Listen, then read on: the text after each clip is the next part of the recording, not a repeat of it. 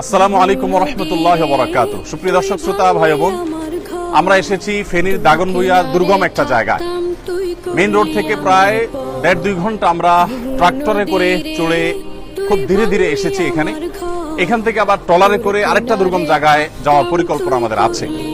তো ইতোমধ্যে আলহামদুলিল্লাহ আমরা দেখেছি যে ত্রাণ বিতরণের কার্যক্রম আমরা শুরু করেছি। এখানে একটা অরফান সেন্টার আছে। এই অরফান সেন্টারে যারা আশ্রয় নিয়েছেন তাদের মাঝে আমরা ত্রাণ বিতরণ করছি। ওদিকে পানি বেশি হওয়ার কারণে আমরা যেতে পারছি না।